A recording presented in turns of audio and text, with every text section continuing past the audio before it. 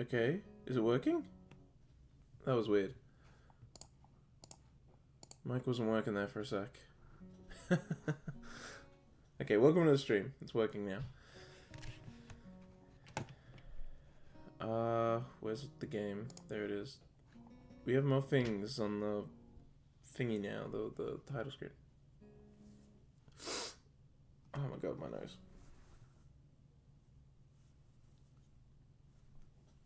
Whatever, let's load. So this is literally the start of Act 3. We're in Act 3. Good luck on the run. You say it like I'm some kind of speedrunner. I asked you a question, Nakai. I shake my hand to fend off the dazedness. The teacher's looking at me as if everyone else... Oh, well, as is everyone else in the class.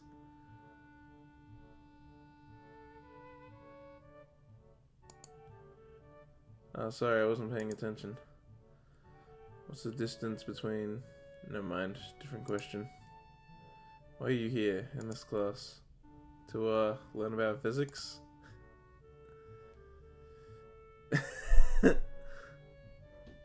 I mean, I am a speedrunner, but I'm not speedrunning a visual novel.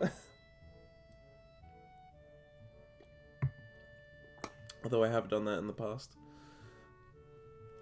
Yes, well, no, but that's the answer I wanted to hear. To acquire knowledge in this is the secondary reason for you being in school. Hang on, I need to do something real quick.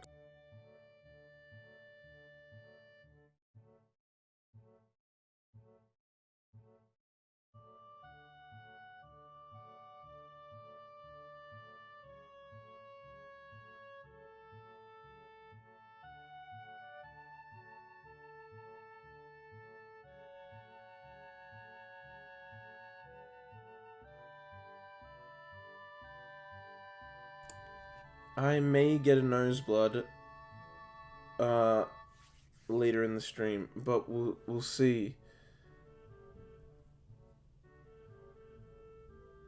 Act 2 ends with... What does Act 2 end with?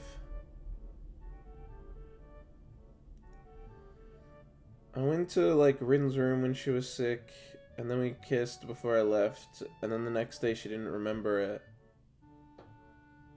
And then we went to the forest, and there was, like, a hill, and then we both talked about things, and then Rin decided that she wanted to... that she will go do the gallery thing. And that was the end of Act 2.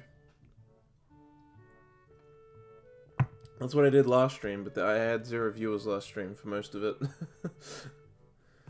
To acquire knowledge is a secondary reason for you being in the school. The primary one is to learn the rules of society, the norms and ethics that govern your everyday life.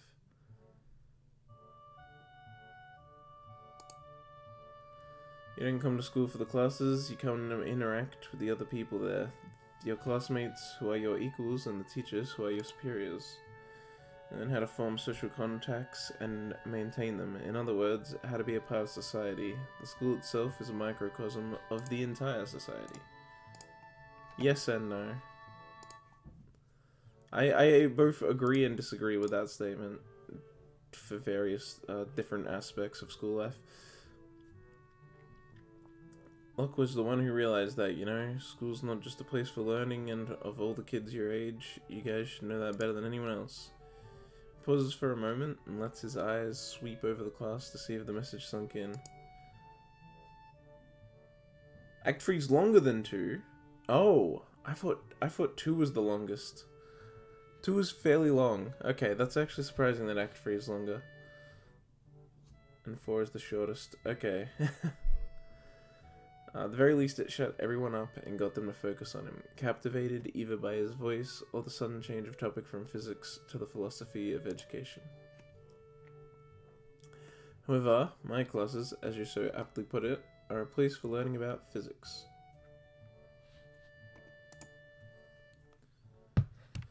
Social contact theory!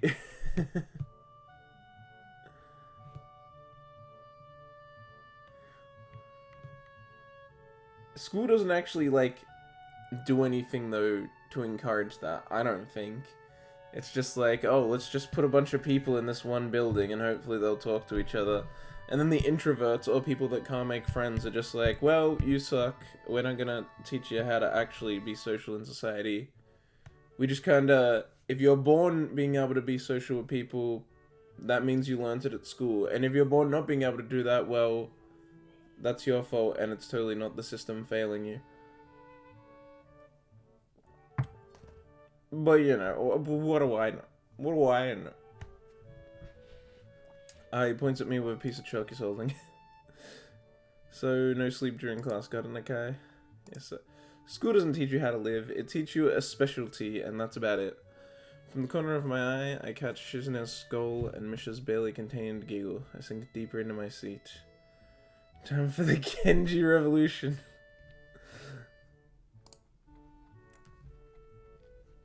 Yeah, but I'm just saying that doesn't work for everyone. And the school doesn't help you if you don't fit into how it just assumes you'll learn it. I guess this is a special school, so it helps in some ways, but the teaching seems to be pretty much the same as it is anywhere else.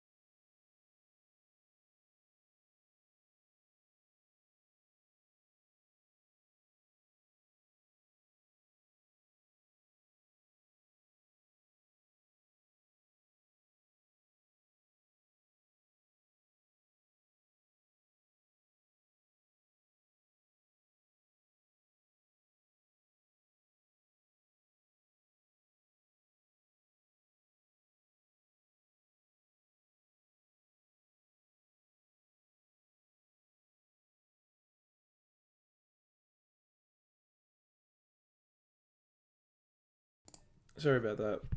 My mom was just telling me something. Streamer dead, yeah, basically. But public schools are sort of a failure.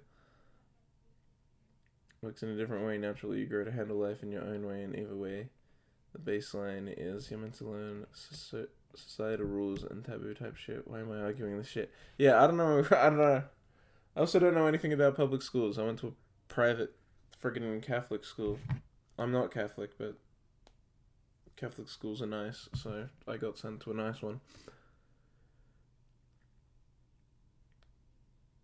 Stream alive. Yeah, my mom just was telling me that she's having a Zoom meeting with her friend, so she doesn't need dinner. So when I make dinner, just make it for me and my brothers. Okay. Zoom. Yeah. Just gonna get drunk with her friend on Zoom. After classes end, I'm the last one to leave the classroom. What? Oh. Okay, I read that weirdly. I close the door behind me and quietly make my way to the art room.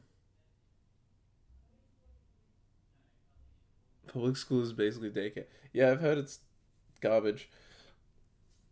But I went to private school. Ooh.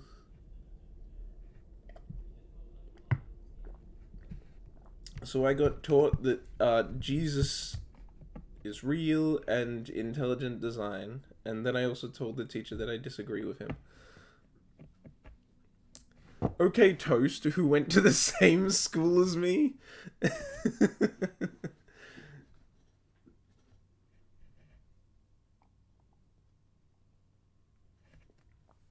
I'm not. I don't know. I don't know where you went, man. I'm just saying I went to private school, but that doesn't mean anything. Toast went to the same school as me, so I don't know what he's talking about, and he did better than me at it.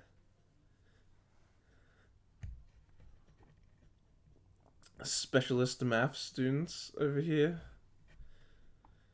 Club time passes in relative peace and quiet. I sit in my usual seat next to Rin, but she doesn't seem to be in a talkative mood. We don't talk about that. We don't talk about specialist and methods, which you both did. Garbage is so much better than public school. Probably, honestly. She's even more distant than usual. Today we're gonna draw still life and get to choose from either a vase full of fake flowers or an arrangement of rocks, sticks, and canvas. Teacher encourages us to gather around the preferred motif, emphasizing perspective, texture, and lighting as the key points of this exercise. I look at Rin to see if she prefers one of the subjects over the other, but she just tilts her head, signifying nothing. Oscar the Crouch confirmed. The club members quickly shuffle their chairs around the classroom to get closer to either the vase or the clutter. Rin and I both pick the flower vase, but only one of us seems to do any work. She's ignoring Nomiya's assignment, just like she suddenly started ignoring me and has begun doodling something idly with her foot, not really even looking at what she's drawing. I try to catch her gaze, but she's looking out the window. It's making me uneasy. Rina almost looks like she's asleep, with the way she's leaning back against the chair, with her legs resting easily on the desk. What? Yeah. She's now completely given up on the drawing. The more I try to relax, ignore her, and just be myself, the more it feels like I should ask if something's wrong. I'm pretty sure it is, but we'll double check. Yep.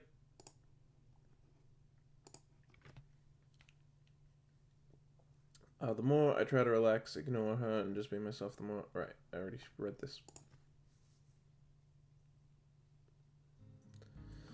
After club activities are over and others have filed out, Rin gets up from her seat and marches over to Nomiya with unusual determination. I will do it. Nomiya, who was humming to himself while sorting a box of pencils by hardness, turns around with a mixed expression of friendliness and incomprehension on his face. What will you do, my girl? The gallery person. I can talk with that person. At least, yesterday I thought I could. And today too. I think I want to try it. I'm gonna go all the way. The widest smile I've ever seen on any person's face lights up the teacher's features. He's almost literally beaming. Oh, wonderful. I'd almost lost hope. Such a hard-headed girl you are. But I knew that sooner or later you'd understand as well. I'll call my good friend, Sayonji,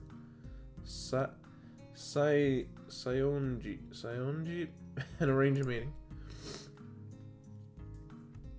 You need to show her your work so that she can estimate it. I've told her about you, but obviously you should talk face to face. It's so exciting, isn't it? Nomiya's talking more to himself than to us and walking in circles around his desk, waving his hands around wildly all the while. Picks up his cell phone from the breast pocket of his jacket and flips it open with a stylish movement, starting to look for the number to call. While he searches, he notices me staring and gives me a beaming thumbs up. I shrug back at him, doing my best to not look smug. Nomiya finds the number and makes the call, turning away from us and lowering his voice once it goes through. Even so, I can hear his excited tone. The call doesn't last long.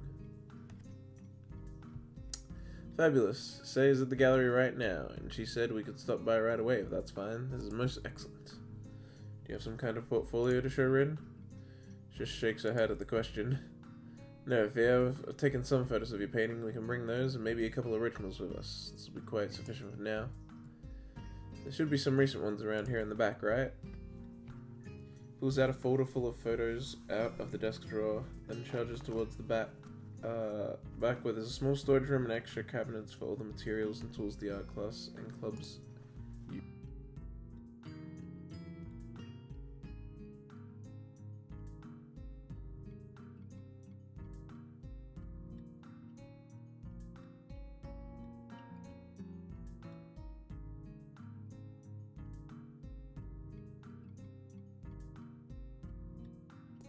God damn it. My nose decided to get runny as soon as I started streaming. This is the worst. But I don't want to cut it off. It hasn't even been, like, it's only been like 20 minutes. He soon finds what he was looking for and crudely wraps 2 of Rin's paintings in some brown packaging paper. Packing paper? Nikai, would you carry these to my car? Pick up the 2 oil paintings. They aren't heavy, but they do make navigating somewhere cumbersome as I follow Nomiyan into the parking lot. Flu confirmed. Nah. Yeah, just the sniffles. Nomiya has a pretty nice car, not something I'd expect a high school teacher to drive. I wonder what kind of salaries they earn at Yamaku? I totally said that wrong. Yamaku. The canvases are stuffed into the trunk where they just barely fit. At the teacher's over-enthusiastic prompting, I get in the car along with them. Rin answers my questioning stare with a confirmed nod and a nonchalant shrug. Guess I've become some sort of assistant for her now. I'm a manager. Nomiya doesn't go out on the pedal. The smooth ride takes just about 10 minutes to bring us to the city center, where we pull into a tiny parking lot and get out of the car. Pick up the paintings again, looking around. It's just like any city in Japan, really. Same style of buildings, people hurrying here and there, office workers sweating in their suits in the summer heat. Wide, tree-lined streets aren't something you see everywhere, though. Maybe they are the city's specialty. Wide, tree-lined streets. I guess not. I don't really know. Definitely has that feel of a city which I thought I had already forgotten. I feel immediately comfortable walking around. Haven't actually been here before. It doesn't look like a Japanese city, though, because it's not one. Isn't it? It's not one, right? The photos are from America, aren't they? No, in this case, it's about time. It's a great city, lots of wonderful folk around here, and most important of all, a vibrant cultural life. The sidewalks are way too short for it to be Japan. The pole? What do you mean the pole? I guess. You mean this one behind him? Maybe. So this place is just around the corner. Yeah, that one. I guess. I don't think poles are that diverse, though, from country. After turning around 3 more corners, Nomiya stops in front of a door. There is a nameplate in big red lettering over it. Second corner. 20 seconds. Second, I said. I'm an idiot. Show background image pog. Well, now it's different. It had text. Text. Yeah, there's text on, like, other buildings too, but, like, they could just be implemented. I'm not convinced this is a Japanese street, but I could be wrong. Maybe it is. I don't know. Is this really the 22nd corner? Of what? That's bothering me too. I mean, where to start counting, and which way do you count? Rin gets worked up over the strangest things. Unlike me, Nomiya ignores her completely and pushes the door open. The gallery is very clean looking and the air conditioning makes it cool and very comfortable. The white... what? Air conditioning in an art gallery? I thought art galleries didn't have air conditioning because temperature fucks with the paintings. Maybe they do, and I heard wrong. White walls and big windows facing onto the busy street make the whole place feel airy and bright. There's nothing around whom what? Oh, there's nobody around whom I can see, however. Cheap-ass art gallery, maybe. Most of the floor space is empty, with only a few large tables and a counter for furniture. There are paintings too, of course. A poster advertises an exhibition for an artist I've never heard of. Most of his works seem to be portraits or landscapes done in a more traditional style than Rin's abstractness, but a different word. Someone by the bell of the door, a lady who looks maybe around Nomiya's age, comes from around the corner. She's dressed in a sharp suit, her straight, dark hair in a perfect ponytail behind her head. A pair of flashy, expensive-looking eyeglasses frame her eyes. At second glance, I'm not so sure of her age anymore. She looks old and yet not actually old. She looks old. Say hello. She clearly recognizes the teacher, greeting him warmly. Well, there you are, Shinichi, and so quickly. I take it these 2 are your students? Indeed, let me introduce you. This is Rin Tezuka, the one I spoke to you about. And the healthy-looking lad over there is Sasao Nakai. She takes a long, hard look at both of us, especially Rin. I feel like we're being evaluated. That a worth of some abstract kind is being calculated for us. Her eyes linger for a long time on Rin, on her eyes, her empty sleeves tied in knots, her posture. Saya takes her first impression of Rin with an intensity I've not seen used by anyone else before. Once finished, she smiles amiably? Amiably? I don't know. Pleased to meet you both. My name is Sai Sanoji. I'm the owner of this gallery. Fuck it. I'm just gonna say that name however I say it, and if it's wrong, who cares? Could I maybe offer you some tea? Oh, no thank you, we're fine. Let's get down to business. To defeat the Hun. I need to turn on the light. Give me a sec.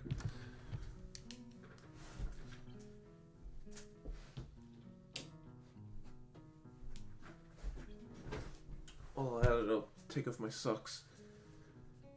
It's getting on here. What? Shout my brain? What? Oh. Name to shout aloud. Sayonji. Yeah, but you shout out, like, every name, Toast. That's just something you like to do.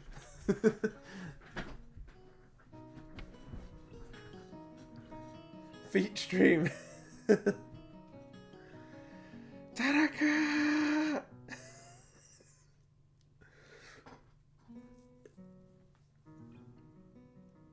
Is that what's the chick's name from Your Name? I had a friend who always liked to scream her name. Is that it? Is that the Tonica? Yeah, that's it. Mitsuha!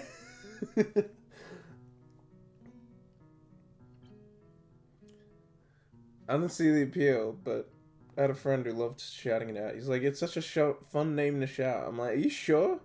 He'd just do it randomly and in public. It was just like, alright, chill. Mitsuha! I lay the paintings on the tabletop to give the gallery owner a better view, and Nomiya pulls out his folder of photos. The old lady studies Rin's work carefully, absent-mindedly brushing her check with her fingers while letting her gaze sweep over the paintings. 3 syllable names are good for shouting. Yeah, that's true. That is true. You get the 2 and then you scream out the last one. 2's it's a good amount of build-up. It's not too much, not too little. Her eyes remind me of a bird of prey of some sort, so sharp and somehow very calculating. She takes her time, slowly going over the paintings in order without uttering a single word.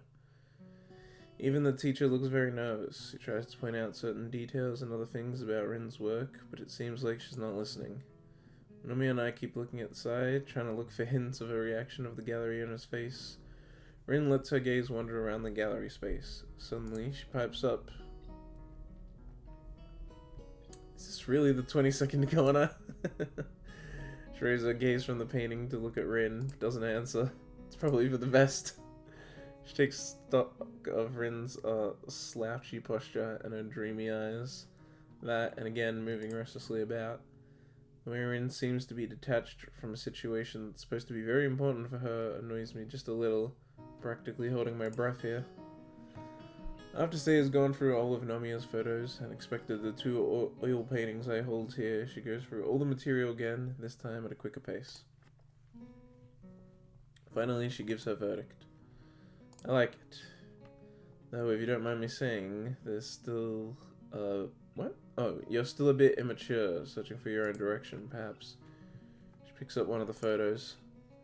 Still, just look at this. I just can't take my eyes off it. Like a little kitten playing around. That's what your art makes me feel, young lady. Thank you, I think. Nobody's ever said that before, I think.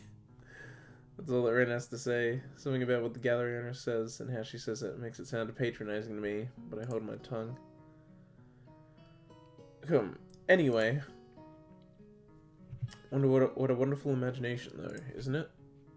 Phil said that Tezuka has a great eye for composition and color harmony and technique. Remember, all of these are done with her feet. Of course, we need to put some of the simpler ones on display too for the for the lay people, right? Say. Teacher snorts diversively. What? You know how these, You know how those, Philistines are? What do they understand about real art? They'd just be at a loss with the abstractions and themes here. But it'll generate more publicity, and that's good, isn't it? Say smiles gently at Nomiya's remark and turns back to the paintings. I wonder. To tell you the truth, I just don't know if all this makes an exhibition. Even if I like it, I don't get the feeling of a theme, of cohesion. There is no of the And really, who would expect such a young artist like the kitten here? Oh, no. It's definitely doable, especially if we get a few new pieces and touch up some old ones. I don't mind painting more. I'll do anything. It's a bit of a stretch. Trust me, I wouldn't have come to you if I didn't believe Tezuka was ready. You can see it too, can't you? I know exactly what our kind is capable of, and you know too. These words give the gallerist lady pause. A hollow, bottomless look takes over her eyes for a moment, as if she was looking through or maybe past Nomiya. She says nothing, but her mouth becomes a tight, flat line, as if stretched. Finally, the moment passes. Is that what you're saying? That's what I'm saying. Says sighs and takes a few steps, walking in a circle, as if to help organize her thoughts. She takes another look at a photo of the painting she particularly liked, the one that made her call Rin a kitten.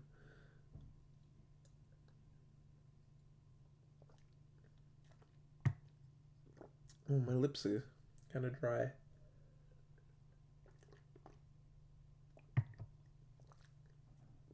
Didn't realize how hot it was.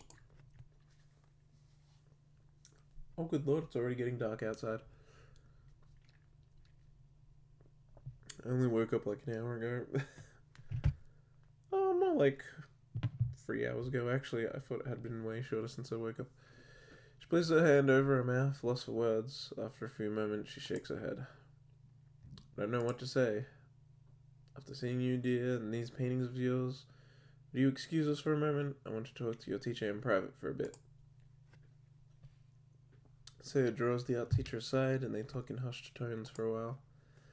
Can't hear what they are saying, but over her shoulder, I can see the lines around the corners of her mouth tighten as she motions with her hands in time with her words. The expression on her face is... What kind of expression is it? I couldn't say. Once they're done discussing whatever they had to discuss, they give one another a serious look. I feel something that goes beyond mere words transpired there. They walk back to us. Say looks seriously at Rin, her left hand reached as if instinctively towards a pack of cigarettes that's lying on the table.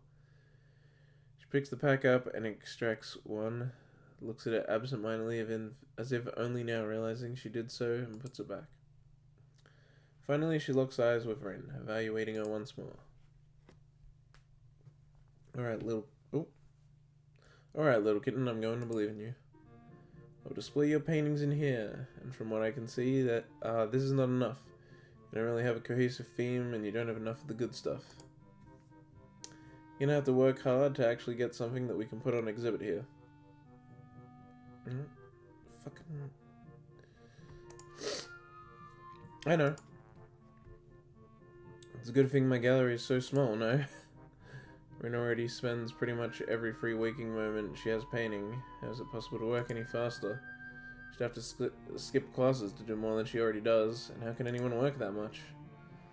Silence falls in the gallery after my words. Sai looks at the art teacher, who is looking contemplatively at his star student.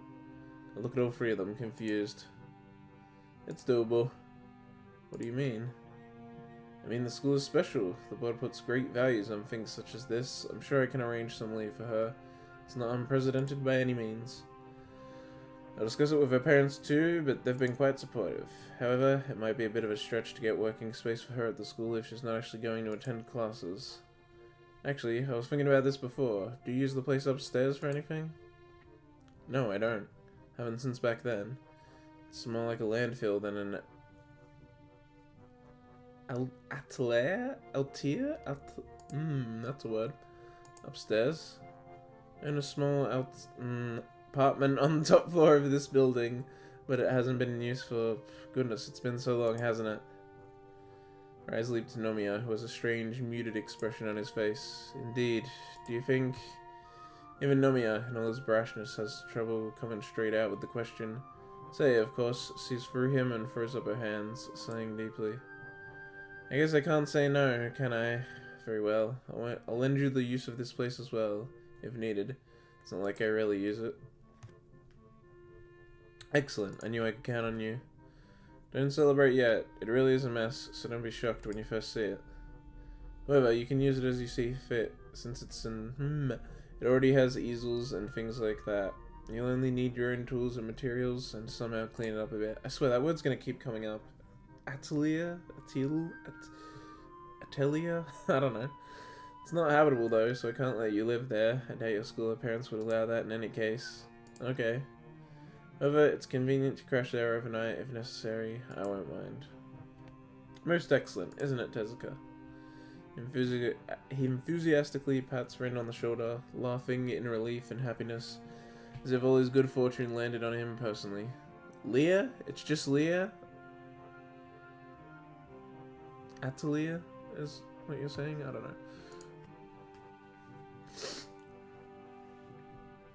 know. Sei smiles as well, perhaps more amused by the old teacher's glee than anything else.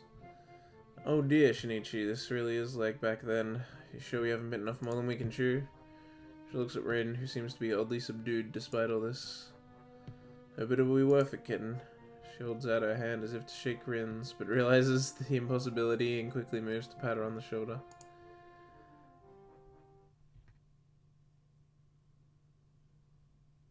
Leah. Atelier? Or Atelier? Atelier? And looks back at her silently, her eyes serious and impenetrable like the dark of the night.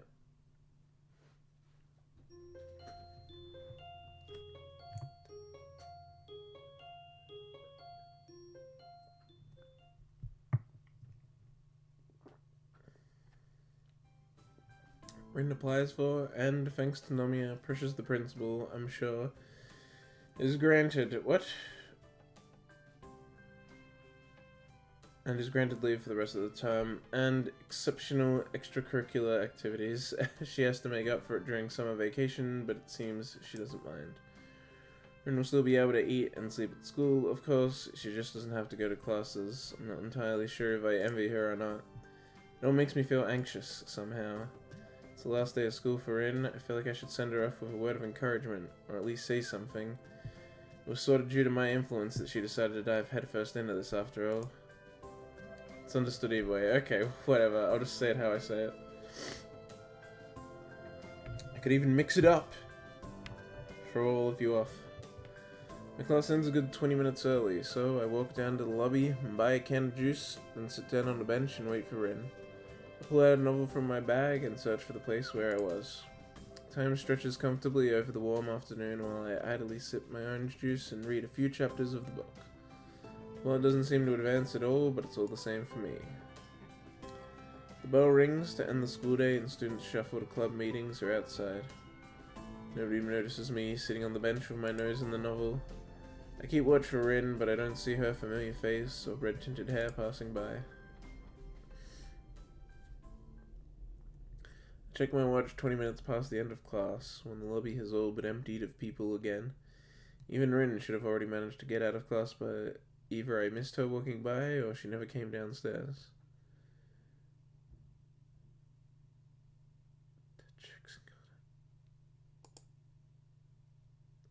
Perhaps she went to the art club room for some last-minute things instead, or got held back by her strict homeroom teacher. I haven't really waited that long, but having grown tired of it already, I decided to go find her myself. Stuff my book back in the bag and throw my now empty juice can in the trash bin, then climb upstairs. The hallway is eerily quiet, as there are no club rooms apart from the art room nearby. I check there first, but not even the teacher is in. Coming back towards the stairwell, I quietly knock on the door of free fall and push the door open to peek in. Yellow sunbeams cross the classroom, falling across the floor. The dust and chalk floating slowly in the air makes the light almost palpable. The entire room bathes in the gentle light shining through the windows, washing the shadows away. Only one person is inside the classroom. Rin sits in what I assume is a seat next to the window in the third row. Her head rests against the desk.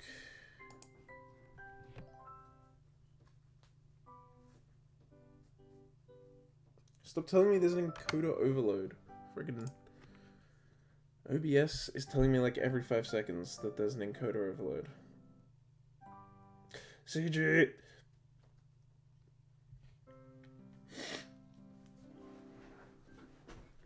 Rin sits in what I assume is a seat next to the window in the third row. Her head rests against the desk. Sleepy Rin.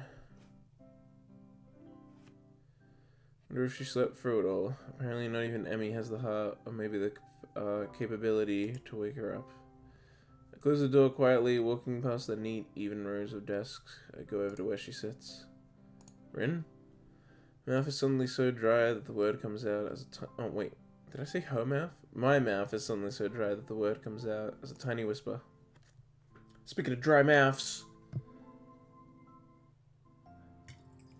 stay hydrated.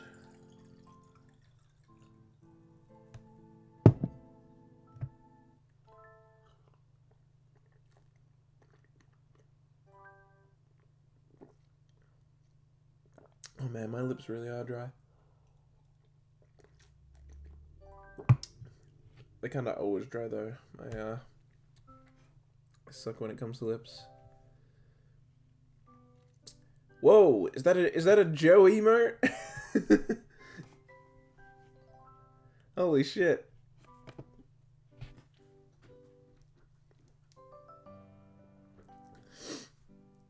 She doesn't answer, so I set my bag down on the floor next to hers and lean over her to look at her face.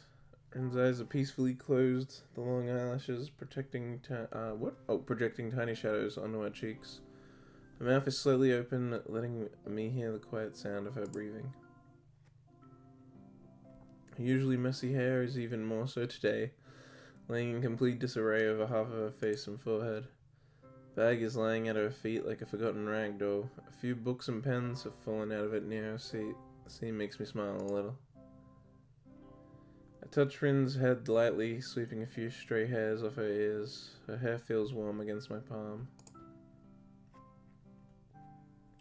Rin stirs and I retract my hand on reflex, feeling embarrassed for touching her so casually. I was gonna say, she looks so vulnerable, like any sleeping person. It's impossible not to feel fondness towards her. I sit on the desktop of whoever is in front of Rin, then draw the window slightly open to get some fresh air in. Hopefully it'll wake her up and I won't need to resort to cruder methods. Whoa. She doesn't wake up, but I didn't really expect her to. Looking at her makes me feel tired as well. To be honest, I wouldn't mind a quick nap either, but I content myself with leaning against the large window. The glass is warm against my ear and cheek as these windows faced west towards the setting afternoon sun. The afternoon light is slowly melting into Rin's auburn hair. Auburn? I think that's right. Softening her outline so that she seems to be fading into her surroundings. The minute twitches. What? Oh, the minute twitch. The minute twitches of her muscles, her hair swaying in the air current, the even rhythm of her breathing, it all gives a strong impression of a dreaming girl. Like all sleeping people, Rin looks like she is away from this world, in some distant dream country. With her, it doesn't feel so obvious that she would ever come back. She seems so detached from her surroundings. Oh jeez. Even when she's awake. In fact, she has the same kind of air around her when the realization hits my consciousness without warning. And sometimes looks like that when she's painting. Rin is dead. Focused expression gives the same feeling of being on the other side of some imaginary gap as looking at her sleeping face does. I feel a pain in my chest. There's no way I can close that gap to be on the same level with her. It hurts even though I know that it's impossible for any two people to truly understand each other. But Rin, she almost literally is what? She's almost literally in another world when she's talking about art, thinking about art, or making art. It's a world that I, or anyone else really, can't share with her, just like the world of dreams. Rin still doesn't show any sign of waking up, so I'm faced with the decision to either rouse her myself or wait for her to awaken on her own. Close the letter. Waiting is something I am good at. I found that out during my hospitalization, but even the hospital ward was more lively than the school after classes are over. The only sound in this place are the loud ticking of the clock above the door and the distant voices of students down on the grounds. A genuine summer breeze blows inside from the window I cracked open, full of warmth and carrying the scent of light. I look outside to see where it came from, but I'm dazzled almost instantly. The window glass seems to trap all the sunlight within, making it painful to look that way. All I can glimpse through the window are the dark silhouettes of the trees and the wall around the campus against the setting sun radiance. As I turn back to watch Rin, she stirs again. A single tear worms down from the corner of her eye, slowly making its way across her face before it falls onto the desk. It's tiny, barely a droplet, but it captivates me. Another tear follows the first, and then a third. A feeling of anxiety overcomes me, petrifying me on the spot. It's so strange, seeing Rin's face peacefully as she sleeps, at the same time as tears roll down her cheeks. Wetting the wooden desktop she rests her head on.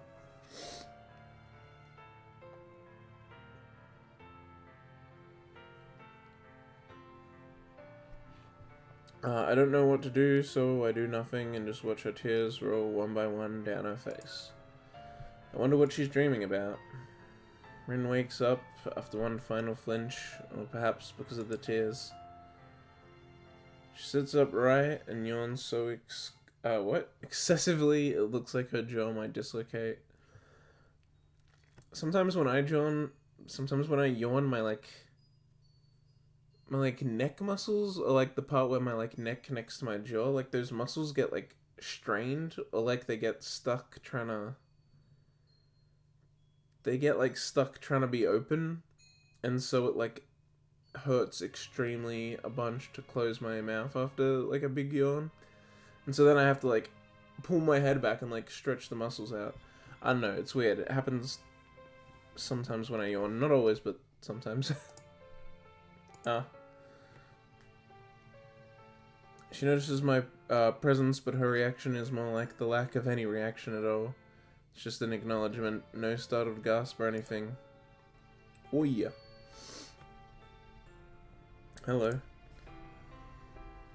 What the fuck?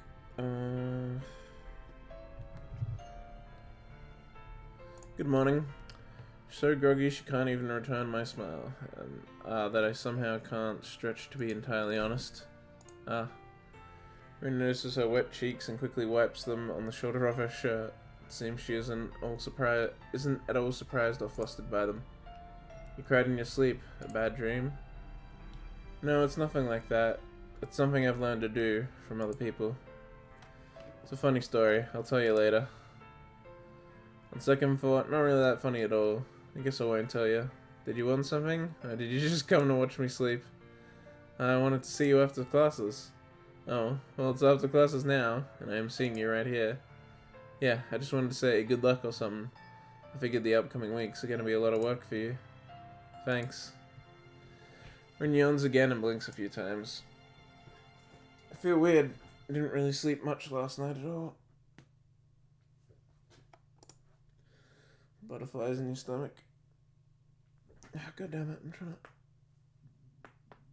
Oh, there we go. What? No, I mean yes. I know what that means. The butterflies don't really feel so good now. It'll be fine.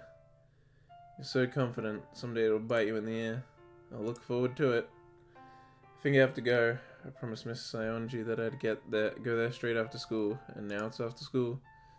Is it okay if I come by sometime? I'm guessing you're planning to work long hours, so if you'd prefer to avoid distractions. It's okay. It's not a distraction. Not like Emmy. Don't bring her with you, though. I wouldn't like that this time. I told her to stay away.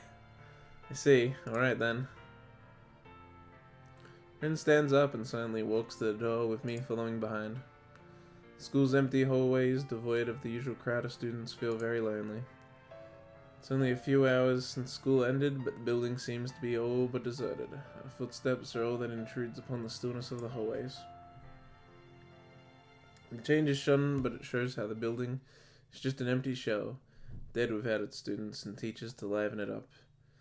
It's like the school's become a private world for just the two of us, a desolate plane filled with silence and chalk dust. I'm going to change, she says this out of the blue while we walk down the stairs from the third floor, and to make me wonder how she views this challenge that lies ahead of her.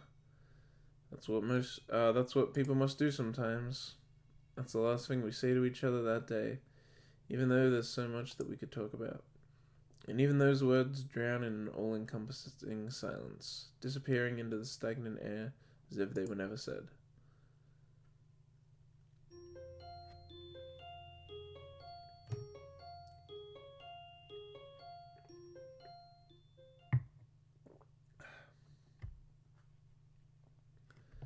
The next morning is marked by a strange emptiness that grips me, caused by the knowledge that I won't be able to see Rin whenever I want to anymore.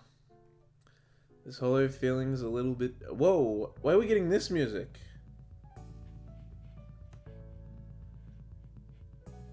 Isn't this the nurse music?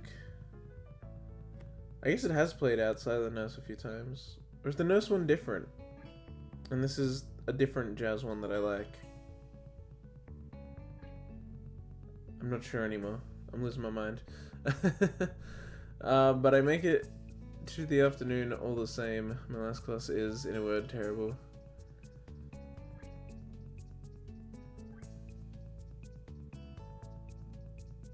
Yeah, what the hell? My girlfriend's gone.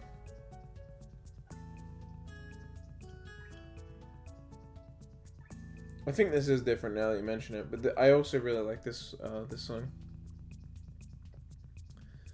It's not that the lesson is that bad. It is, however, boring, and it's so hot in the classroom that I feel like I'm melting. The air conditioning is either broken or turned off, so the windows are open. Makes no difference, since the air outside is completely still, only the chirping of cicadas carries inside. The sweltering heat permeates the room. Students and teachers alike are in an almost delirious state. I just stand up and walk out of here without caring what the teacher or anyone else says. You can see I'm not the only one with these thoughts too. Next to me, Misha is shamelessly holding her skirt up a bit and fanning air in with her notebook. Only Shizune seems to be as cool as always, sitting with her back perfectly straight, arms folded in her chest, her eyes fixed on the equations scrolled on the blackboard. I keep shouting yearning glances at my watch, but it doesn't help the time go by any faster. It's funny, I remember how badly I wanted to get out of the hospital and go back to school. Oh really? Maybe I'll get the 2 songs I enjoy then. I think it's just 2 that I enjoy.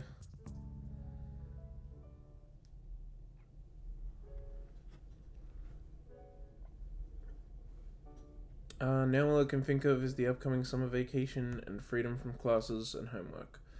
Perhaps it's human nature to think only of the situation at hand. Finally, the bell rings. Well, human nature, yes, but... well, let's not get into that. But technology kind of fucked our sense of time, especially cars.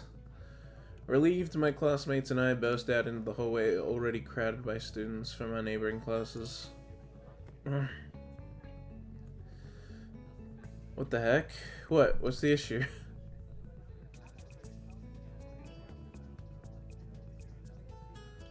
What happened? Did I drop frames? Like, really badly?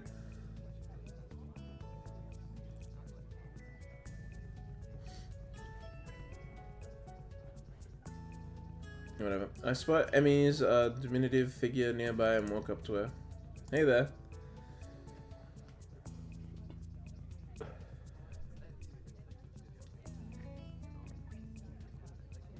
That's the what the heck?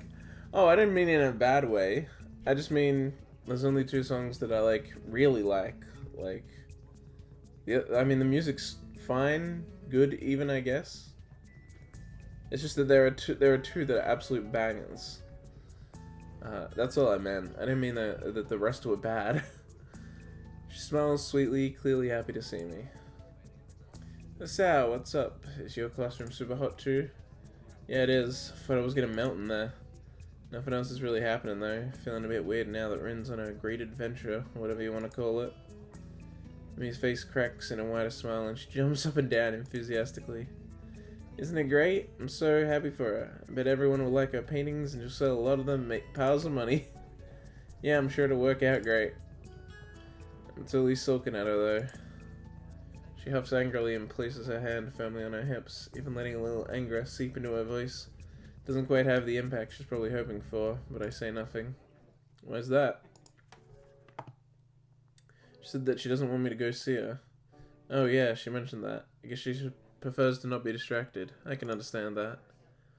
I don't think I'm that much of a distraction. Besides, I'm sure she'll forget about sleeping and eating properly if someone's not there telling her to do it. Sometimes she just likes that, gets completely fixated on whatever and drops everything else. Really makes me worried, you know. She's gonna be alright. Such friendship. Speaking of that, I don't even know if I should be saying this, but it's been bothering me. How do I put it? Rin said that she doesn't really see you as a friend or something, and I really can't figure why she would say something like that. You two seem to be so close. I feel really awkward saying it, but I finally managed to get the words out. Amy doesn't seem to be too shocked, but it gives her a pause for a moment. Even her perpetual smile flattens into a more difficult expression. Is that so? I guess I may be more like a big sister or something to her. Excuse me? Big sister? Yeah? I put my hand on top of my head, and then hers, as if to measure and reconfirm our heights. Amy playfully slaps me on the wrist and sticks her tongue out, looking annoyed.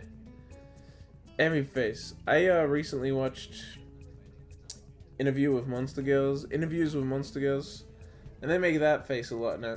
They'll just look at each other and have those dumb eyes.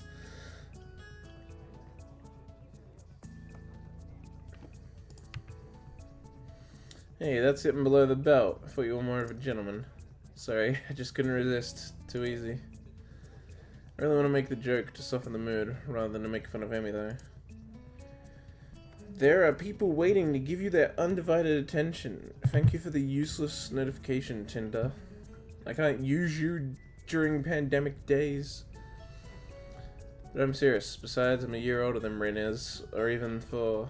Or even you, for that matter, so there. Really? Yeah, I missed a year of school when I relearned to walk and run on these legs. Alright, that makes sense. Oh, so she wasn't born with it. Speaking of, I have no idea if Rin was born with it or got it like later. It seems like Emmy got it when she was still like a fully developed human. If she missed a year of school.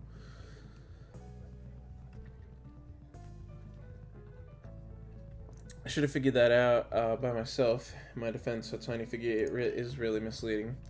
Emmy smiles wryly, and something deep and hidden floats up into her eyes, like a swirling vortex suddenly appearing in an otherwise calm river. I watch her struggle with it for a brief moment, until she blinks it away and her smile wanes. Anyway, it's true. She's just so cute that I want to pamper her. I've always wanted a little sister, but, well, I guess I ended up never getting one.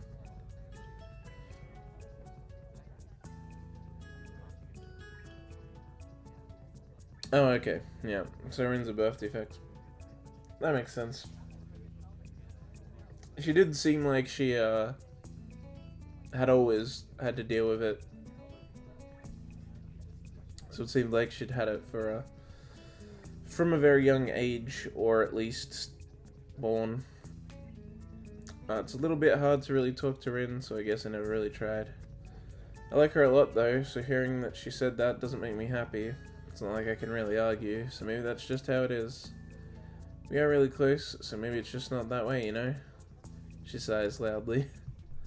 I wonder if she thinks I'm annoying. Whoa, whoa, whoa. I'm pretty sure that's not the case at all. Emmy shakes her head, looking amused. I'm not sure if she's joking or not. Yeah, it's touched on during the rooftop scene with her when Emmy's sick. Yeah, she kind of mentions, like, how she never learned, like, cooking or really knows how to do anything anyway. So it seems more like she just learned with legs rather than learned with arms and then had to relearn. She has these weird ideas about a lot of stuff. Things just make sense to her in a totally different way than they do to me. Can't even remember all the weird stuff she's talked about over all this time. I don't think Rin does either, really. She's the type who would forget her own head if it wasn't attached to her shoulders. That's why I just can't leave her alone. Is that weird? She leans against the wall, managing to look distraught, yet still cheerful as always. I get a strange feeling about it, as though I were talking to two people at the same time. How would I know? Everyone's weird in some way. But if that's, what? Oh, but if that's yours, it's a very nice way. At least I can understand what you're talking about, unlike Rin. Most of the time I have no idea about what's going on inside her head either. Emmy giggles, nodding in agreement. I think it's okay even if you don't understand her. It's how she usually is. Emmy stands up straighter, brushing the hem of her skirt and straightening the waistline. She laughs awkwardly. Haha. Wow, we ended up talking pretty seriously. What's up with you, Sao? Why'd you bring this up? Oh, sorry, I didn't really mean to get into this sort of discussion either. I don't know. I've had this weird feeling lately about Rin. I don't know why. I figured...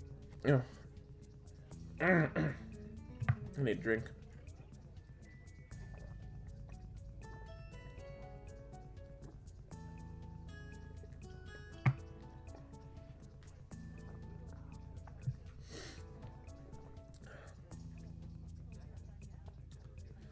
I feel a bit guilty bringing up something like this for no reason except my own anxiety.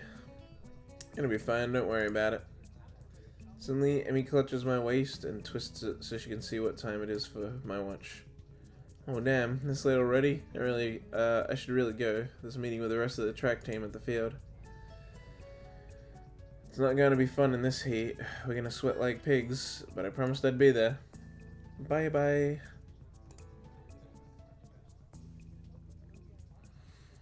What?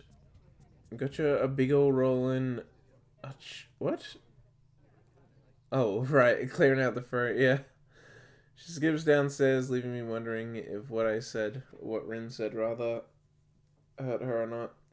Maybe what Emmy herself said hurt her the most what? Hurt her the most, come to that. So in the end, even the person closest to Rin is just as far apart from her as everyone else. I wonder if Rin herself ever feels that distance. I felt like I was drifting away from the world too during my hospitalization. I felt anxious and depressed, and even now, I sometimes still do. But I fight against it with all I've got. If Rin has been on that side of the divide for her whole life, I can't imagine how she could not be lonely. But perhaps she's truly different. I refuse to belong to that other place, but maybe she's found comfort there. Like Emmy, I have a club meeting of my own, so I head straight to the art club room at the end of the hallway. Only a few members are present today, so the mood's even more laid back than usual. Rain is off working on an exhibition project, but I wonder if the rest are simply just playing hokey, defeated by the heat. I half-assedly sketch something with a piece of graphite. I guess I like this song too. This one's nice. I half-assedly sketch something with a piece of graphite, but do a proper job of it. My fingertips are turning pitch black from holding the graphite and smudging it on the paper, accidentally and on purpose. I've improved a little, but Rin's level is still far beyond my reach.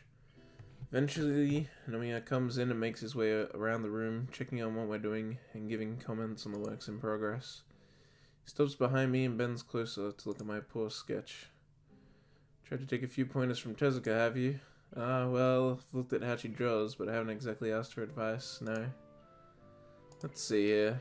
He casually picks up the piece of graphite from my hand and lightly draws some faint, barely visible lines over my sketch to illustrate places that need improvement.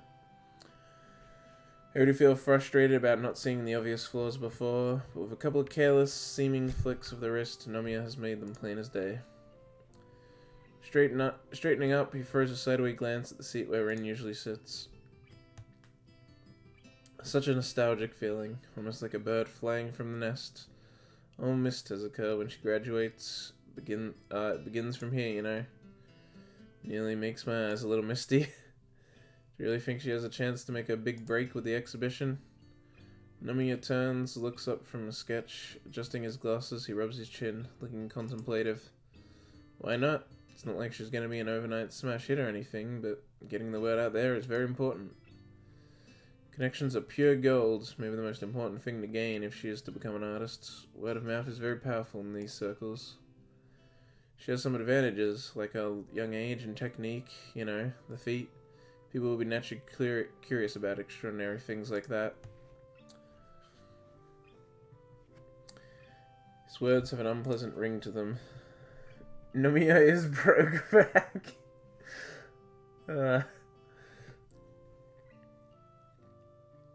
Isn't that just exploiting her disability to make her more popular?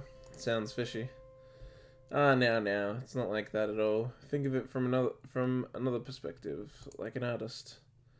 Would you rather have Tezuka hide herself completely from public view, as if her condition was something shameful? Some people will call it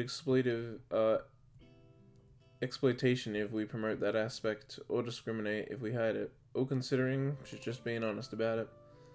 There's nothing wrong with that, right, my boy? I guess so. Brilliant. It's true that disabilities It's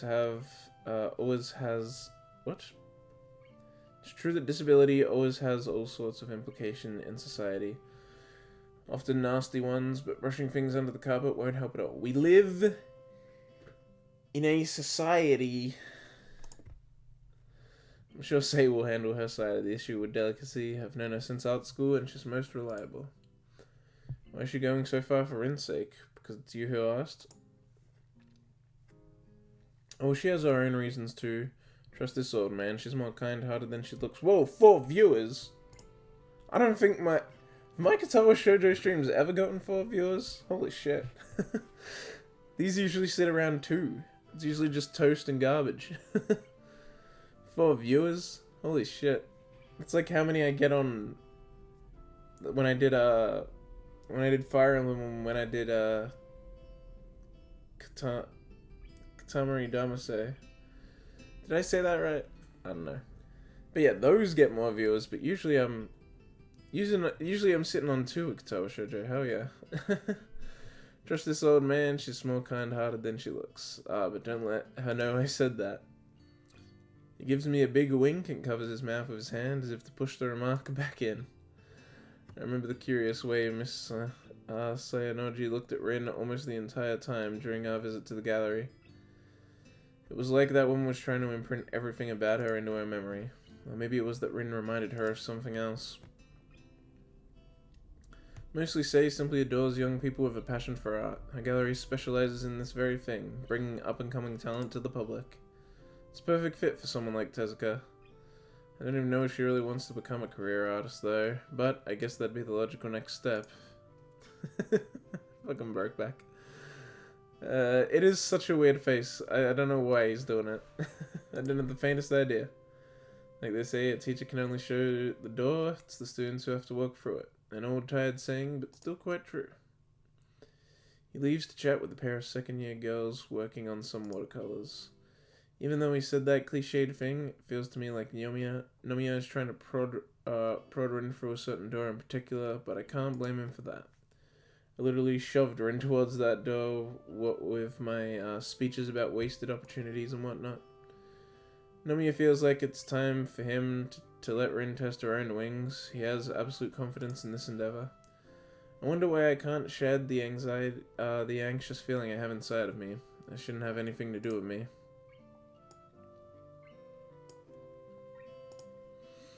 Maybe I'm just bothered by exactly that. I really don't have any part in this. I would like to be a part of Rin's life, and her a part of mine.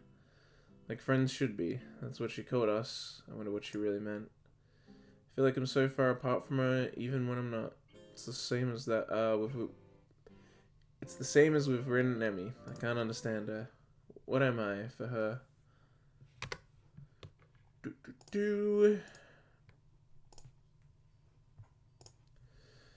I want to support her, I want to understand her.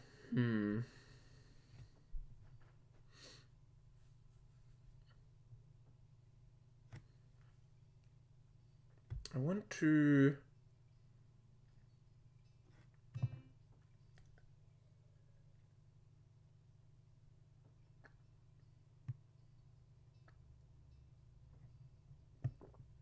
Is it actually?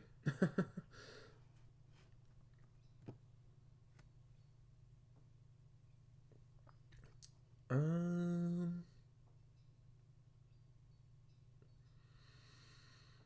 Well, I saved, so whatever. Let's just go with support. That's probably what I'd think in this situation. If it was me, I know it's Sasao, who's not me, but I'll go with that for now.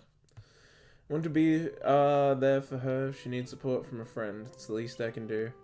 How could I call someone my friend if I can't be there for her if she needs me? Nomiya's boisterous laugh fills the quiet afternoon just as the club meeting ends. Pats one of the girls on the back encouragingly. I think about all the things that led me to this point, all the things I've shared with Rin during the few weeks I've been at Yamaku so far. I understand so very little in the end, but I'm sure of one thing. If I want to keep going what I have with Rin, I need to throw myself into whatever will come of this exchange project along with her. There's one divergent path that's enclosed within either Act 2 or 3. I'm pretty sure it's Act 3. I think you can get the bad end in Act 3, and then Act 4 has the neutral and the good end. I turn my gaze back at the black mess of a sketch at the near invisible guiding lines the teacher drew over it. I haven't read about any of the endings. I just know that that's how the endings work out, and I know how to get whatever, but I just know that's how it that Act 3 has the bad end in it. Oh, but there's also an end in Act 3. There's also an actual end in Act 3 as well, I'm pretty sure. No pattern emerges, nothing that could take me further than I am. I put the graphite down on the table and think hard and honestly about what I really want. I guess it means that Act 3 probably decides which of the 3 endings you get. 1 ending in Act 3 and 2 ending in Act 4. The next day I take the bus into the city. It goes twice an hour, starting in the morning, passing by the front gate of Yamaku at 20 minutes past and 10 to the hour. There are 3 ends in Act 4, but there's a divergence scene somewhere in there. What? I'm pretty sure that's what the wiki said. I didn't read like the details of it because I didn't want spoilers, but I'm pretty sure one of the ends is embedded into Act 3. The ride takes considerably longer than the one Nomiya gave us in his car. I slowly read a book as the bus makes its rounds through the suburbs, pausing at almost every stop to pick up someone or let them out. Eventually, we make it to the last stop at the city center. The city is fair-sized, but not too large, and seems too quiet. Nevertheless, I enjoy the atmosphere.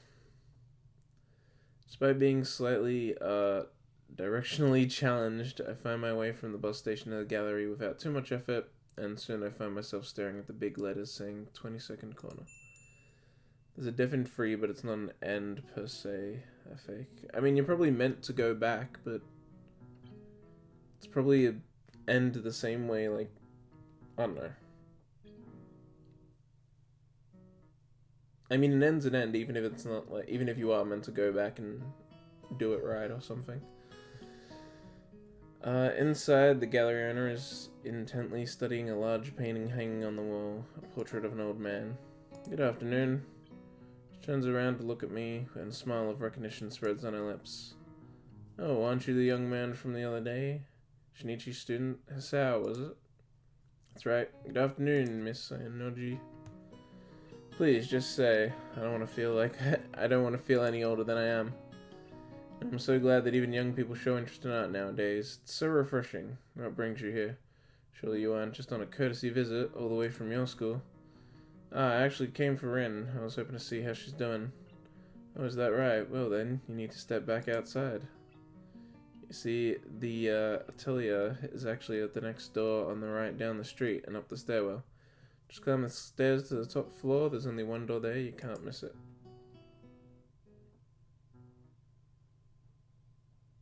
Past the one you came over in. Yeah, I mean, I guess that makes it an ending, but yeah, you're probably meant to go back and get a more real ending. Since you yeah, less immersion breaking. I mean, I'm talking about chat. I'm streaming. There's no. I don't know. I give Say my thanks, exit the gallery, and locate the door she was talking about. Leads to a dark stairwell, which reminds me of the stairs leading to the roof of the school building. The stairs are steep, and even though it's only 5 floors, my breathing gets heavy before I reach the top. An unassuming wooden door waits for me there. It's unlocked, so I knock and enter. Holy shit, 5 viewers! PogChamp. The atelier.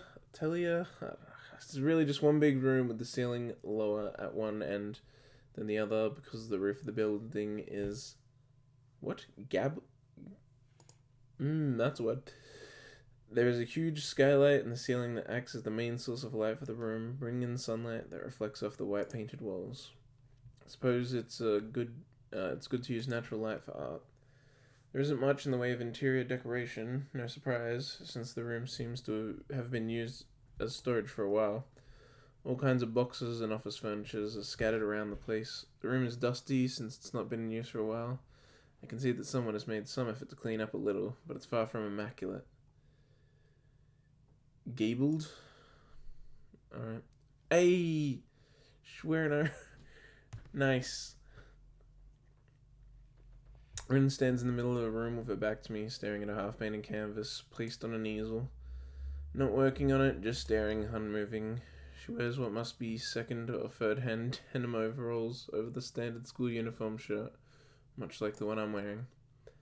They look pretty worn and are covered in paint splatters from the way they seem to be loose or tight in places. I'm guessing they weren't originally Rin's. Hi. Hello. Rin doesn't judge my showing up as worthy of turning around, saying maybe something more than just a mechanical reply to my greeting. Smiling, anything. She keeps on doing whatever it is she's doing, probably some weird creative thing inside her head. Perhaps I should have expected as much. Still, I make another attempt at conversation. It's a pretty cool place. Big too. It is. As I said, I can use this as much as I like. I even have my own key. Can she open doors with her feet, I guess? So how's the work going? How would she get things out of her pocket, though? Could she really use her own key? I feel like your feet wouldn't be able to get things out of your pocket. I have to be pretty damn flexible for that. She doesn't answer for a while. I begin to wonder if she's already forgotten the question. As cloud drifts over the building, shadowing the light pouring in from the skylight, the change in Rin's surroundings seemed to wake her up. I don't know, it's like a huge bowl. I don't really know which side is the right one.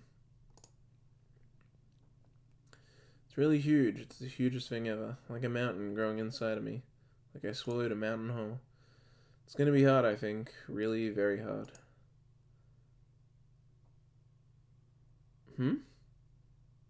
Mouth and dog tag chain. What?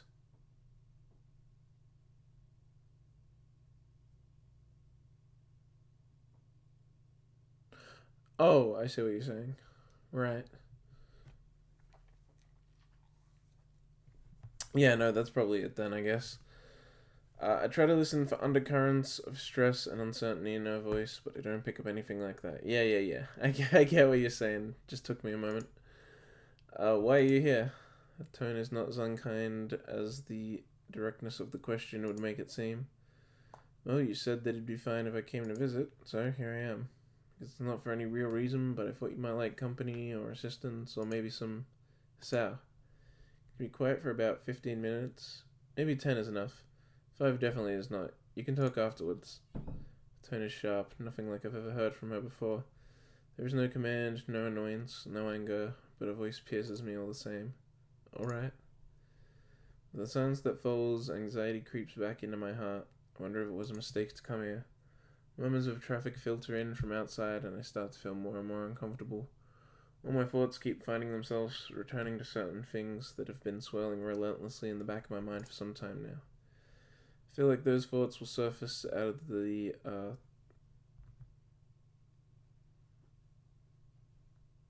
sea of my mind tempestuous? Whatever, whether I want it or not. Despite, desperate to divert my focus, I fixate on Rin's back and my mind races. I don't think I've ever studied anyone's back so intently before. Her neck hidden by copper-colored hair, which is again in complete disarray. Just relaxed yet rigid posture, reminding me that Rin's physical appearance often tends to be as awkward as her various trains of thought. Those gaunt, delicate shoulder blades visible through thin white fabric on our shirt. The color, the contours of her hips curving down to her thin thighs. It pisses me off. Whoa. Oh no. Oh no. Really, does she ever seem to be looking at me, whether literally or figuratively? I, on the other hand, am always watching her back, both literally and figuratively. Whenever she is painting, whenever something catches her fluttery attention, whenever I don't forcefully make her listen to me, I can't reach through to her. Rin's heart is uncharted territory, dangerous waters, the blank areas on a map. The edge of the world. The world is flat, guys. Sal confirmed it.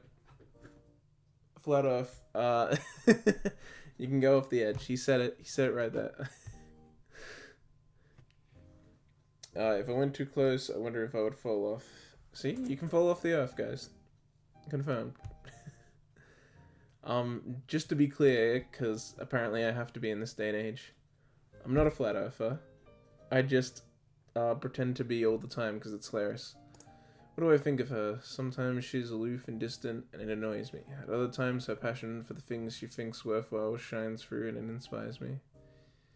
He's so confirmed. I can't understand her. Still, I like her and consider her my friend. I suppose part of friendship is putting up with the oddities of the people you call friends. I have to admit, there's a lot of putting up with Rin. What does she think of me? I have no idea. Last week, I thought she might have liked me romantically, well, with the kiss and all. Forced me to ponder my own feelings, too. This week, I am utterly confused.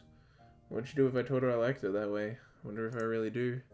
Damn, I can't make sense of even my own thoughts anymore. It must be contagious. Even if I said a thing like that, would it matter? Nothing affects Rin. Nothing. I'm done. I find her turned around, now staring straight at me. It unnerves me. I try to remember what we, or rather I, were talking about before she requested a timeout. Oh right, I just came to... I don't know. You still can't finish your sentences. It's not that. Fine. She retreats from the conversation, slipping away from me once again. She doesn't return to painting, but instead keeps looking at me with that empty poker face of hers. I wanted to talk about some stuff. I've thought a lot about things. What things? Like what happened last week, and so on. What happened? I get the feeling she's playing with me. Why? I have no clue. It is not a game she's playing with my head. I'm pretty sure she doesn't deliberately try to screw with people. Maybe it's just my own mind playing tricks on itself. Still, Rin feels like a puzzle in the form of a girl. I feel attracted to it, compelled to solve it, the overly rational part of my brain refusing to let me give up. Whoa, 6 viewers, Pog! I can't leave her alone. I never would have believed I would be this obsessive about something. Why do I hesitate so much and keep running in circles around her? I don't have to do that. I already decided what I want to say. Rin? Saying her name with an intention like that makes my mouth dry, as if my subconscious is fighting against what I'm going to say next. I think I dropped frames, so saying her name with an intention like that makes my mouth dry. As if my subconscious is fighting against what I'm going to say next. I feel like I'm going to lock up at any moment now.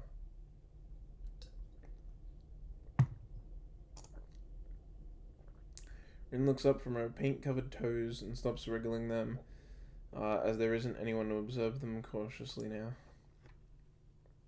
The hard state of her dark green eyes seems like a portrait. I like you. The lack of any reaction is like a slap to the face. So, I mean, I'd like to like you as more than a friend. What is more? The slow, hesitant words coming from between her strawberry-colored lips are not the ones I was waiting for. Neither of the two possible answers that I'd been expecting, actually. I feel myself blushing heavily, as if par for the course in this kind of situation. My heartbeat sounds like a percussion orchestra on drugs. Rin's Fox innocent inquiry feels like I'm being grilled over hot coals. You know, like romantically, and nope. Rin turns around, giving me the cold shoulder. She returns to looking at her painting. She makes a move to pick up her brush, which lies forgotten on the floor, but decides against it at the last moment. I can't talk about that kind of thing now. So, don't talk about that kind of thing, please. Foe? Is it just foe? I thought it totally was Fox. We have friends, right? So you can do that. The silence those words leave behind is deafening. I want to say something, but my mouth refuses to move. There is no way I can retain my dignity. Rin finally picks up the brush without giving any explanation for her behavior. Maybe there was something in her voice that gave away some emotion, but I couldn't say what. Her shoulders slump melancholically as her foot works the canvas in front of her. Faux.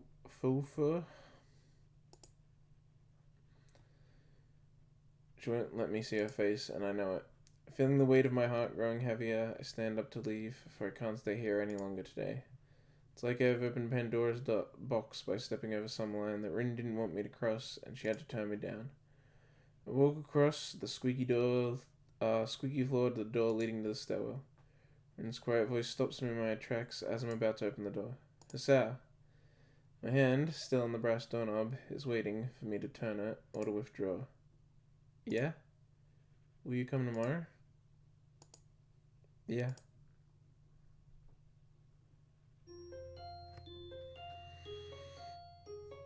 I see.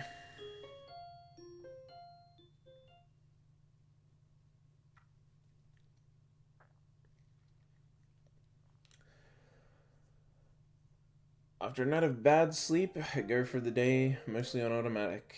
I put on my uniform mechanically, do my schoolwork mechanically, eat my lunch mechanically.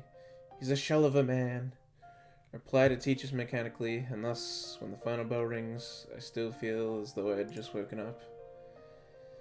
My mind feels blank and overcrowded at the same time, and I can't even begin to unravel the tangle of feelings I've got myself into. Spend the bus trip downtown staring out the window thinking about these things. As a result, by the time I climb the stairs to the atelier 4 floors above Say's gallery, I'm feeling completely exhausted. Is this just... This is just the school stairwell flipped. Expecting awkwardness, I quickly knock on the door before entering. I spot Rin at the center of the small area in the room working on a painting. She doesn't not acknowledge my arrival in any way. Hi, I came, as promised. Rin snaps her head in my direction immediately. Was she waiting for me to say something? And looks that cold green gaze of hers on mine. Although I'm sure my own face can't hide my feelings, Rin's expression is as expectant and neutral as always. Blurry as sow. He's been destroyed. The clouded, silently absent-minded darkness in her eyes is like a wall standing between me and her. I'm really worried that I picked the death route again. Apparently I have a knack for that. It is the first awkward silence between us that is truly awkward. Yesterday, both of us said something we couldn't take back, and there's no way it can be undone. I want to say something, but Rin forbade me from doing so. Can't even begin to guess what she's thinking, but I'm feeling the pressure of her lightless eyes on me. Her lightless eyes on me. Compelling me to break the silence without saying the thing I most want to say. To my horror, I find that I can't find any way to start a conversation.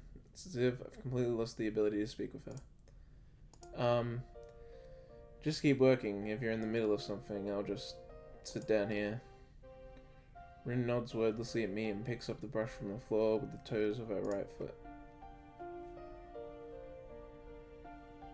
I sink into a worn-out sofa, picking up a book from my bag and opening it to where I stopped last week. I can't really concentrate on it, but it's better than doing nothing.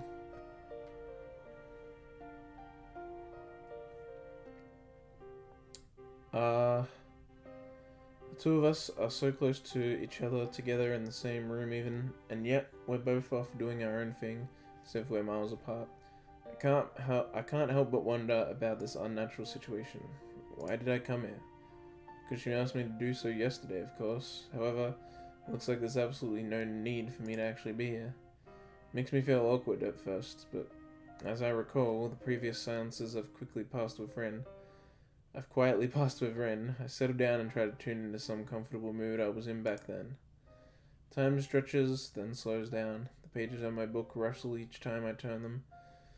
After maybe half an hour, or 1 hour at most, Rin breaks the silence to my complete surprise. Sal? Yeah? Are you my friend? It's an echo of yesterday, I know it. So even Rin couldn't just push it aside from my mind. Caught off guard, I answer honestly. Yeah, of course I am. Don't worry about stuff like that, come on. Okay. She doesn't say anything further. I feel happy somehow. Almost said sappy. Several chapters later, I mark my spot, close the book, and put it away in my bag. Getting up from the sofa, I see that Ren made considerable progress on her painting. Take a look at it for a bit. It's still not quite finished, I suppose.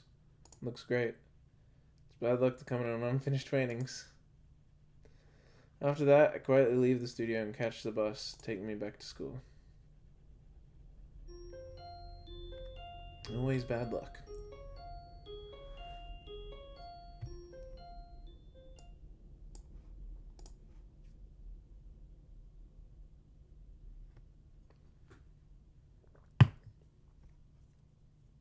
What time is it? Oh, we still got time. I just have to make dinner soon. Well, more like reheat. We have a bunch of frozen food because of quarantine. Like, before quarantine, we made a bunch of, like pastas and sauces and soups and stuff. Stuff that we wouldn't have been able to easily make once quarantine started. And because we thought people would keep panic buying. Luckily, the panic buying has slowed down, but we had all this frozen stuff, so it's like, just in case. So we're reheating that mostly. Stupid dummy, he's hell yeah. I know you meant hell yeah, but just making fun of you. Life settles into some sort of vague, undefined norm. I visit Rin whenever I can, but each time is as strange as the first. They consist mainly of me watching Rin at work or just reading a book on the couch while she works. We barely talk at all. Long, quiet evenings stretch over the last weeks of June.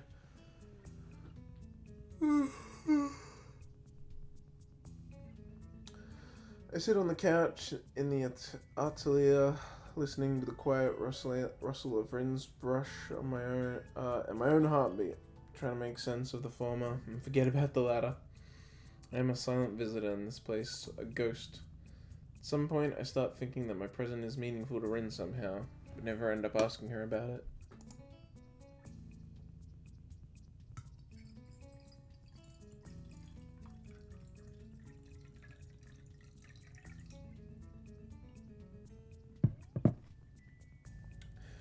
I don't bring up the forbidden topic anymore either, and try to stop thinking about it altogether. It's hard to do so and doesn't get any easier with the passage of time. My heart aches every time I look at the awkward figure of the girl I decided I liked, yet she refuses to acknowledge it. Still can't seem to find the right words to talk to her about anything at all. But I find quiet solace in observing her from nearby. The distance between us doesn't feel that huge when I can be close to her, even if it's like this. Rin works like a demon. There's barely a moment when she's without a brush between her toes, or not walking in circles around her current work in progress.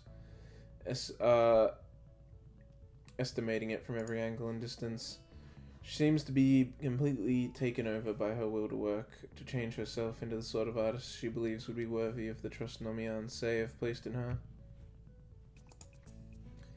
Piles of sketches, works in progress, tubes of oil paints, and brushes slowly begin to crowd the smaller atelier, making it even messier than it was before Rin acquired the right to use it.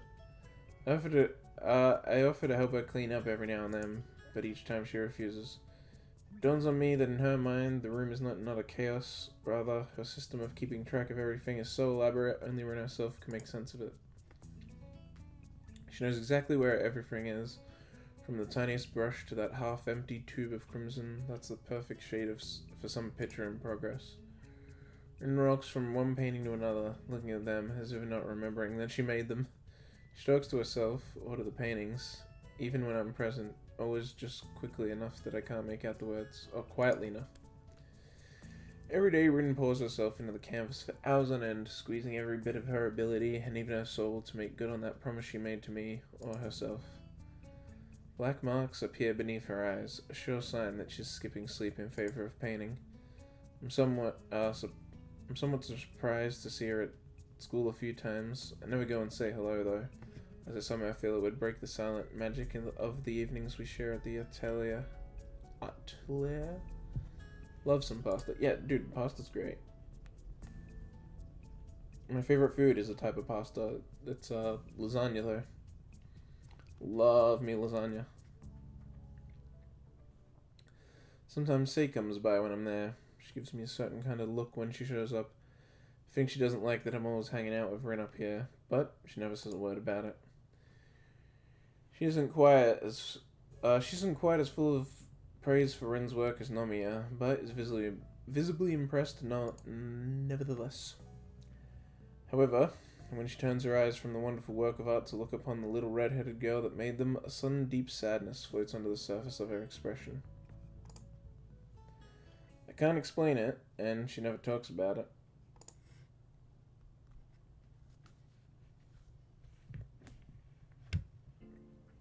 June turns into July almost without warning. End of term exams loom dangerously close, but all I can think of is Rin.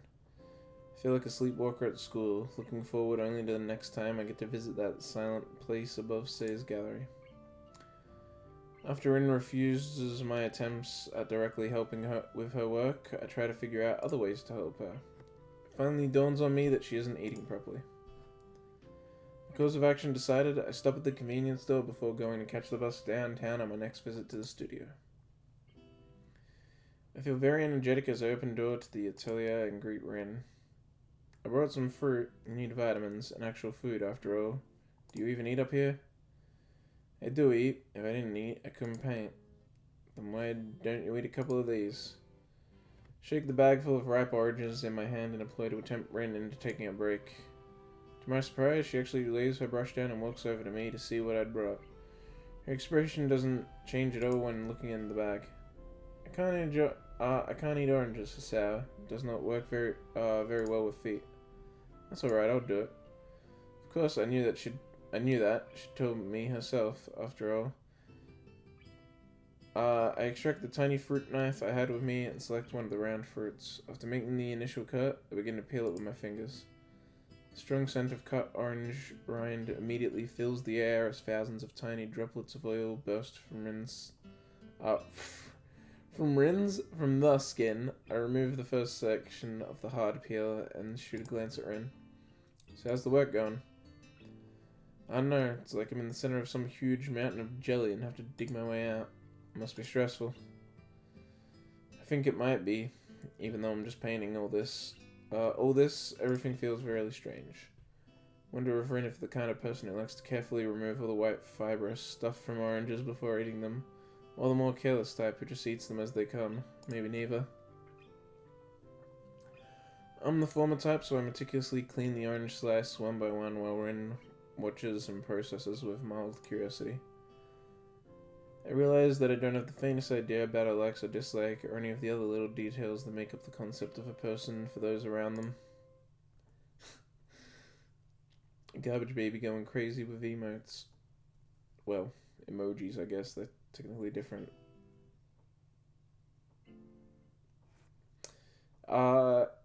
It's like in all this time I haven't learned much about her at all.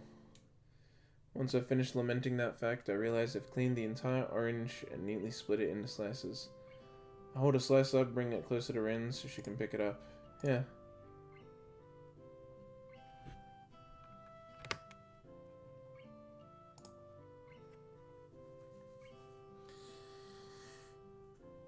Not bad.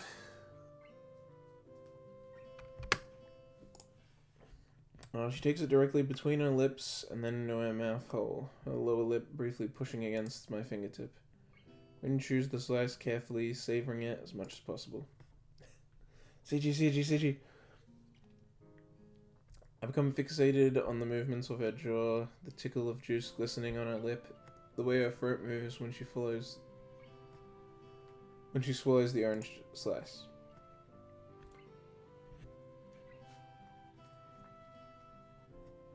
After I realize what I'm doing, I turn away, feeling embarrassed about watching her so intently. It's not the same as it usually is. The orange? Painting. Oh. Well, is anything like that ever the same? It is, sometimes, I think. I don't know what, though. I might be starting to paint differently soon, if this goes on. Or wouldn't that just be that change you kept talking about? Weird Champasau, bro. Yeah. She thinks about it, blinking her eyes a few times nervously.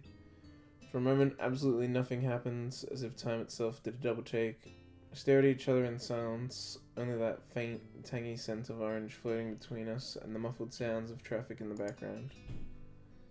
Then I pick up another slice and hold it to her. She takes it from me with her mouth, just like the first one. I didn't think it would be like this. Well, keep on going and see what happens. It's not like you can do anything else. Yeah, it's the only thing I can do. After that, she says nothing more. In the ensuing silence, I feed her in the rest of the orange, one slice at a time. Then I peel another for her, which she eats as well. The third I eat myself, and the rest are left in the plastic bag, which I put on a small desk next to the couch. She stands up and returns to her painting, with a strange look in her eyes that I haven't seen before. Like most of her expressions, it is completely unreadable. Even if I ask, she wouldn't explain what it means.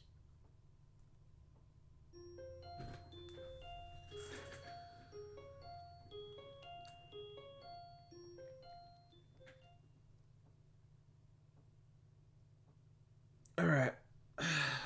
Bit of a shorter one than usual, but I started a bit later than I wanted to, and I need to